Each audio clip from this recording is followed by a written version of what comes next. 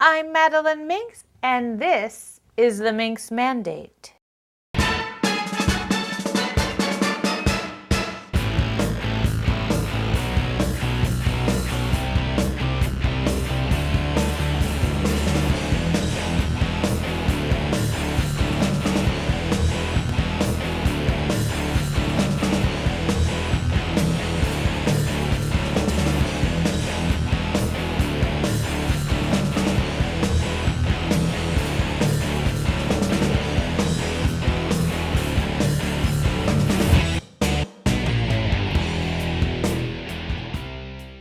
I recently got the chance to talk with a world-class Singularity superstar. What, you ask, is the technological singularity? It is a time in our near future when technology will advance beyond human control. Robots will rule. Artificial intelligence will be the only intelligence. And the world as we know it changes forever. Some nerds think this means the end of the world, but not me. Nanotechnology and transhuman artificial robotics? I smells me some immortality. But what about super duper mega brainiac Dr. Ben Goertzel of the Singularity Institute? I recently pinned him down for this interview. Could you introduce yourself for us? I'm Dr. Ben Goertzel.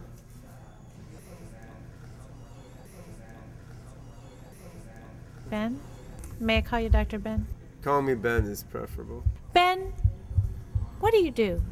My research work during the last few years has been focused on what I call artificial general intelligence, which is the attempt to create software that can think like humans do and ultimately more intelligently than humans do, basically creating a superhuman thinking machine. Can you clarify what you mean by artificial genital intelligence? Artificial genital intelligence. Artificial general intelligence refers to computer software or hardware that has the capability to solve a variety of complex problems in a variety of different situations. Do you want to live forever as a human, or do you want to morph into a transhuman, Both. Cyborg, something crazy? If I had to choose only one outcome, I would choose a gradual self-improvement from the human to the transhuman. I would like to be able to experience myself becoming transhuman. Oh, sort of a consciousness around becoming? Sure. I think if you just flick a switch and become transhuman, radically transhuman with the intelligence 8 billion times that of a human being, you're effectively killing yourself and replacing yourself with some superhuman mind, which is kind of cool, but it's more fun if you can feel yourself year by year gradually ascending and becoming less and less human and more of a supermind. So you're a man of many hats.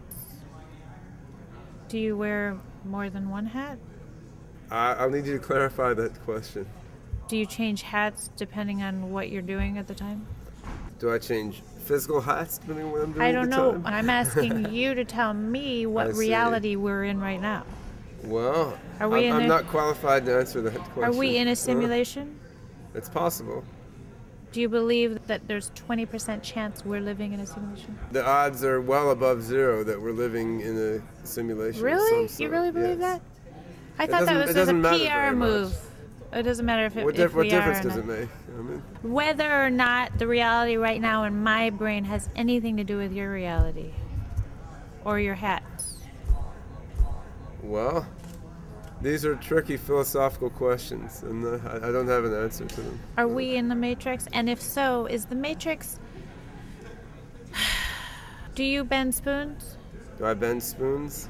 Not telepathically, only with my fingers. Is transcendence really going to bring us more except for just like less wrinkles, which by the way I would really like you to tell me if I could do that.